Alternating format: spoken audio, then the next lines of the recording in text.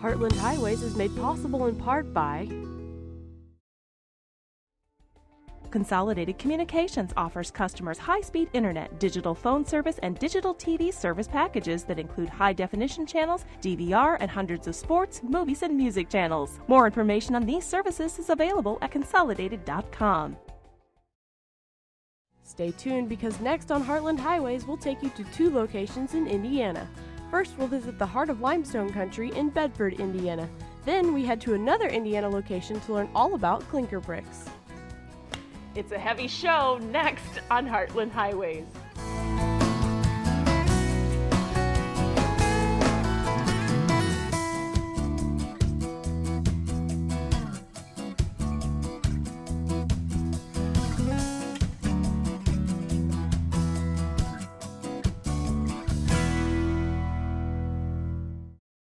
Hi, I'm Lori Casey. And I'm Kate Pleasant. Thanks for tuning in this week. Today we're going to learn a little bit more about bricks and limestone. Now this brick that I have here is called a klinker brick, and it's made only in Indiana.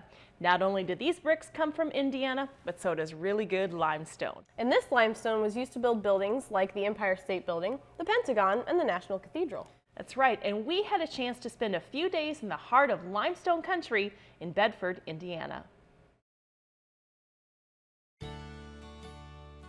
Limestone, a building material, a canvas for artisans, a memorial for the departed.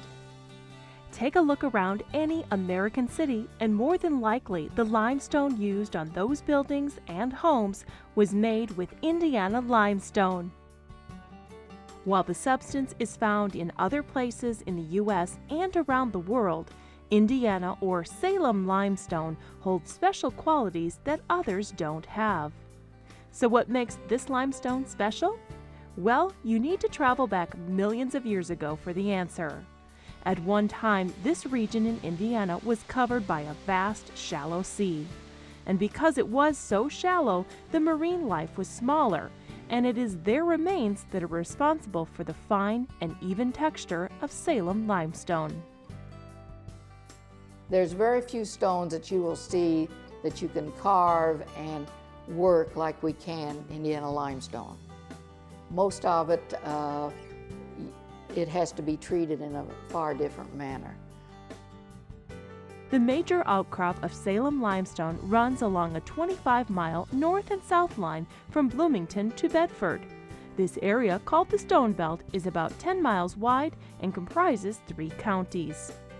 When the last glacier came south, it stopped about, they say, about 15, 20 miles north of what is now Bloomington, Indiana.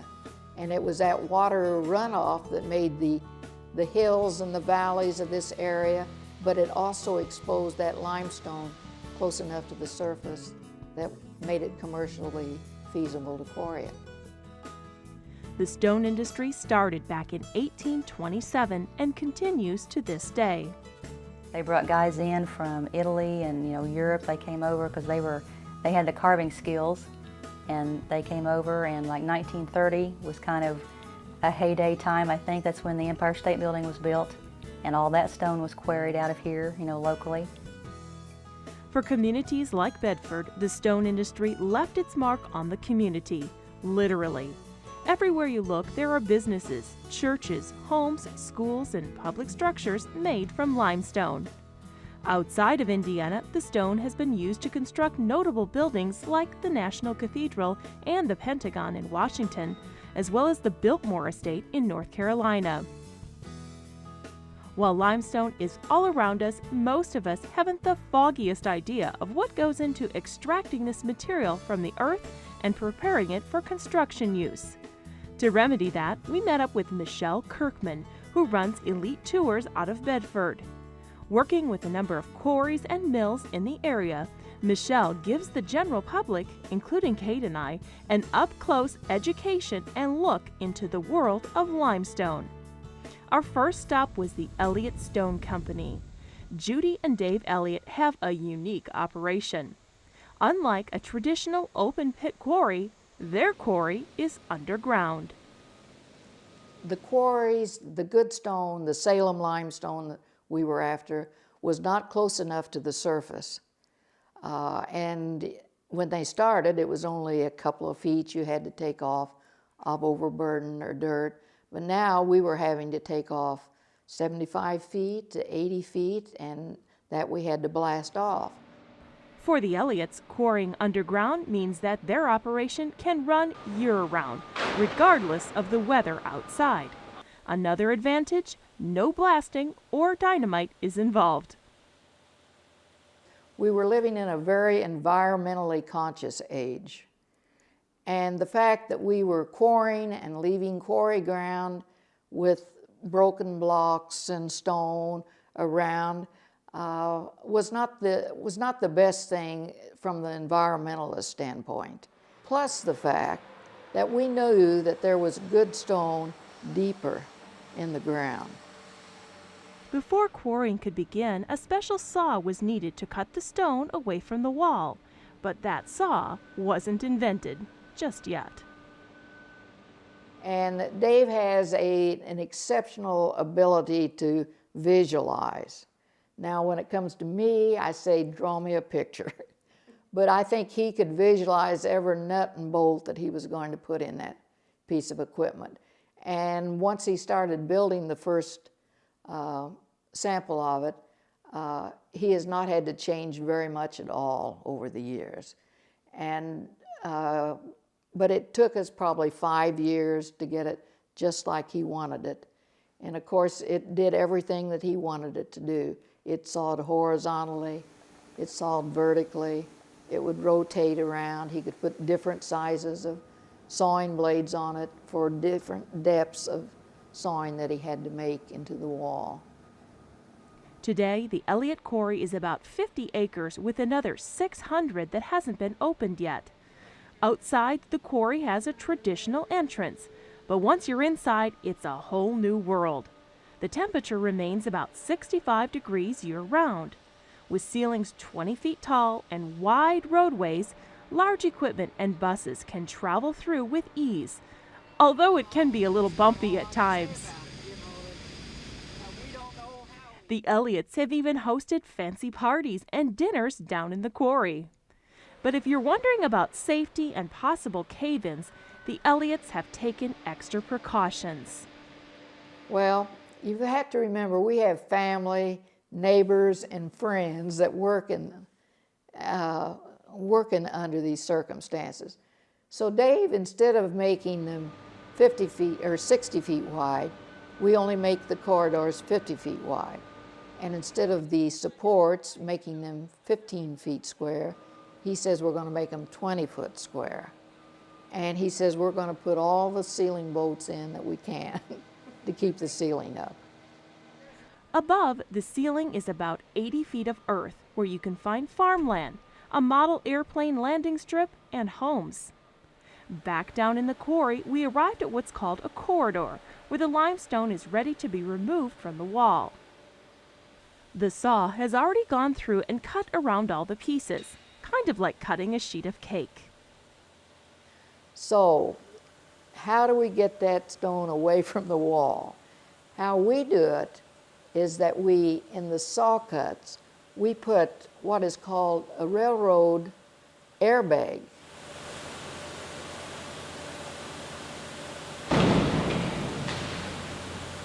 And the weight of that stone going on down breaks every one of those away from the back. And the fact that it breaks off so smoothly indicates the nature of the stone that we're after, the Indiana Limestone. The front loader picks up the blocks and takes them outside into the stone yard where they're washed off and stored until they're ready to be cut. In addition to cutting limestone from the wall, it can also be cut from the floor. And we quarry that in the traditional manner.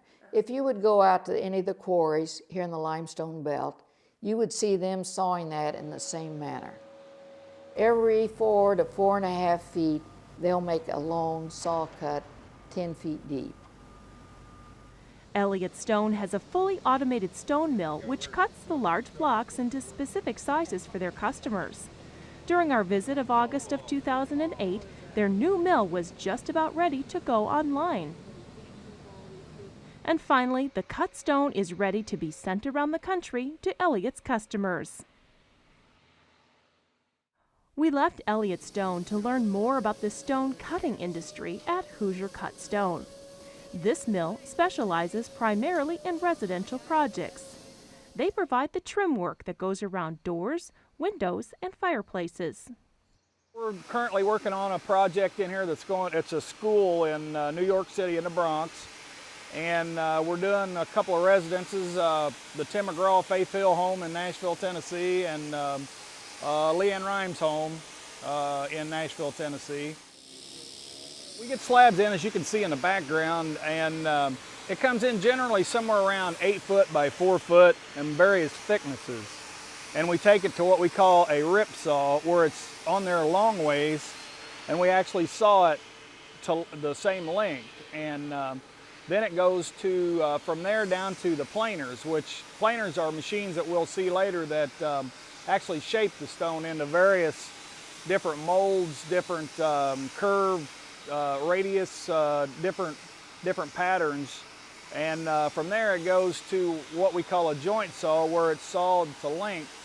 And then we have the guys who do the handwork if needed on the ends, or do the handwork, and then it's put on pallets and taken out. At this point, you're probably wondering, as we were, about all the limestone dust. You know, through the years, that's questions probably asked the most of any question about when people visit a stone mill, why aren't you wearing masks? But there's really never been anything harmful to it, and the only people I ever known that had lung problems, it was the older guys who smoked. But most of the time it's, you know, fairly healthy. After dusting ourselves and the cameras off, we took a trip through Bedford to see examples of how this limestone is used.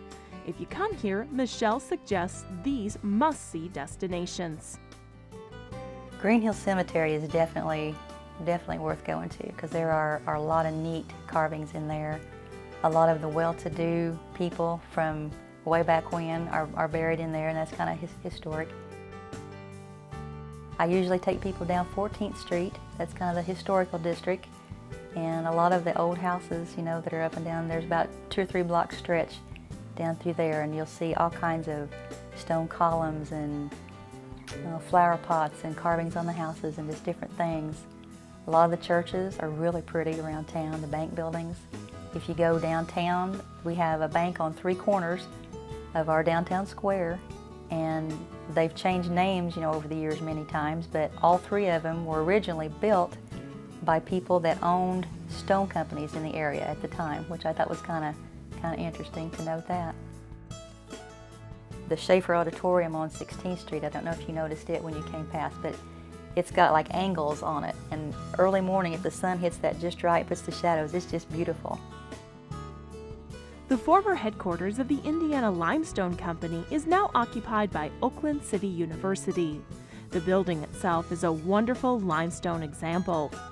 Inside, you can tour the Land of Limestone Heritage exhibit.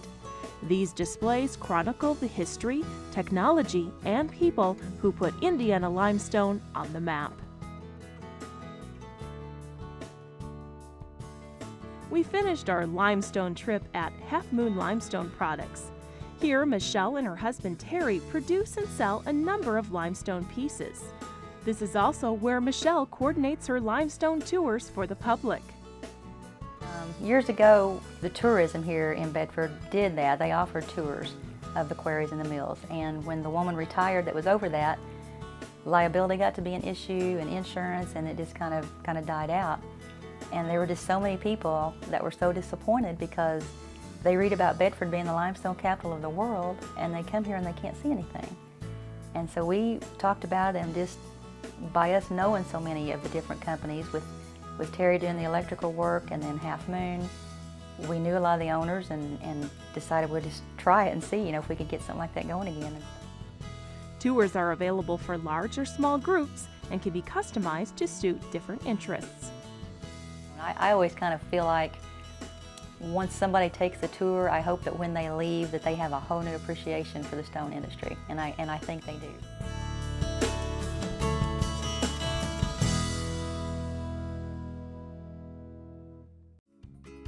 At one time, there were many brick factories in Indiana, but today there are very few, if any, left, except for Colonial Brick Corporation, located in Cayuga. Built in 1904 under the name Acme, the factory is known nationwide for their quality brick. In fact, they're the only ones who produce a brick called the klinker. When we arrived at Colonial Brick on a sunny fall day, we didn't know what to expect. Bricks are not really something anyone thinks about too much.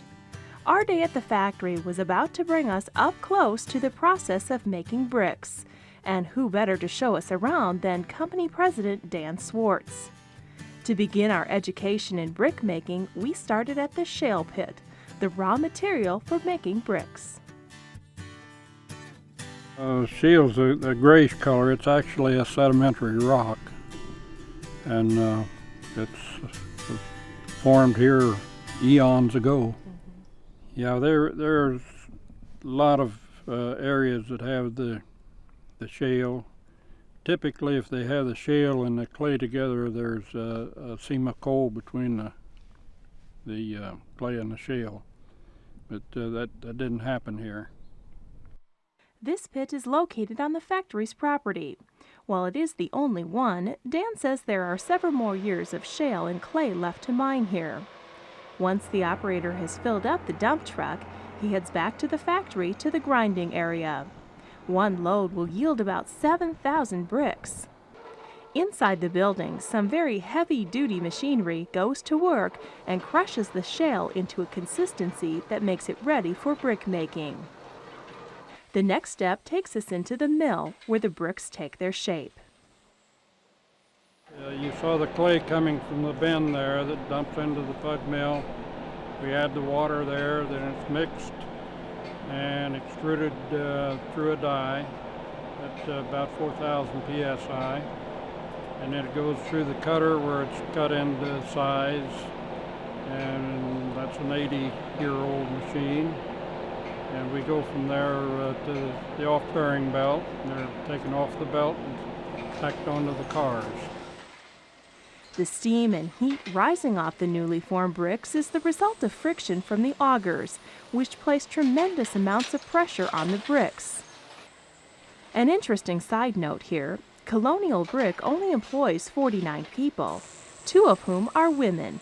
One works in the office and the other works right here in the mill.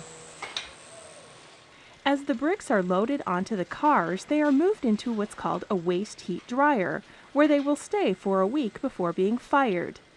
The manner in which these bricks are fired is what makes Colonial Brick unique in the industry. We're the only coal-burning periodic brick plant left in the nation, and we make a specialty brick that nobody else makes, which we call the klinker, which is a molded, misshapen, rough brick that has a rather wide appeal. We sell about 20% of our product as klinkers. And the other thing is we do quite a lot of restoration work, where we match brick that were made 50 or 100 years ago. And the reason we're able to do that is because we make them the same way as they were made back then, and most of them we can pretty well match. Beehive kilns, some of them original to 1904, can hold 70,000 bricks at a time. They are fired to a temperature of 1950 degrees and then allowed to cool for 4 days. The red color in a brick comes from the iron in the shale that is oxidized during firing. We had the chance to walk inside one of the kilns. You could still feel the heat radiating from the bricks. Good thing it's not summer right now. The clanging noise that is a constant at the factory comes from the gears of the gravity-fed hoppers. There are 4 to 5 to each kiln. A mixture of coal and sawdust is blown into the kiln, which results in a brilliant orange glow. It takes both art and science to control the temperature, so constant monitoring is necessary to ensure each brick firing is successful. While a modern automated brick plant would probably use natural gas to heat their kilns, Colonial continues to use coal. Well, we think that the atmosphere reactions that come from the coal to give it a different color than you can get with gas, and also the time that we keep it in the kiln has a lot to do with how well the brick will burn. The clinker bricks, for which the company is best known for, were once considered rejects. They get their unique design and shape when the firebox in the kiln becomes overheated. When used on the side of a house or building, the brick forms an irregular pattern and a mortar line that is wavy rather than straight like traditional bricks. Pavers, facing, and clinker bricks are eventually loaded by hand onto pallets for later shipping. And you thought your job was hard. In fact, most jobs at Colonial are hands-on and physically demanding. It works very hard. In the summertime, you have to endure a lot of heat, and in the wintertime, a lot of cold. And then it's dirty because of the coal and everything. You go home at night, you got some dirt on you. Even though the work is demanding, it's not uncommon for employees to retire from here with 40 or even 50 years of service. Dan himself has been with the company since 1965 and has no plans to retire just yet. While modernization or automation may seem like an obvious choice to an outsider, the old-school methods used by Colonial Brick are what make them successful in the first place. We have to retain the flexibility to do what we do, and we're able to do restoration work where if somebody needs a couple thousand of a very particular kind of brick, we can make it. In the rain, shine, cold, and heat, Colonial Brick produces between 11 and 12 million bricks per year, which is small compared to an automated brick factory. However, their work has been sought after in important historical restorations, including Union Station in Indianapolis. After 100 years, Colonial Brick continues to produce a quality product made by a group of hardworking individuals who aren't afraid to get their hands dirty every day. And for that, we tip our hats to you. The Elliots were kind enough to give us some limestone as a souvenir from our trip. I decided to put mine in my garden. Kate, what did you do with yours? I made this lovely state of Indiana out of mine. Well, sure you did, because I have the same one. Actually, the people in Bedford gave them to us. Nice try. Guess I'm busted, but we'll see you next time. Heartland Highways is made possible in part by Consolidated Communications offers customers high-speed internet, digital phone service, and digital TV service packages that include high-definition channels, DVR, and hundreds of sports, movies, and music channels. More information on these services is available at consolidated.com. Your adventure could end up right here on Heartland Highways. If you know a person we should meet or a place we should see in Illinois, Indiana, or Missouri, tell us about it.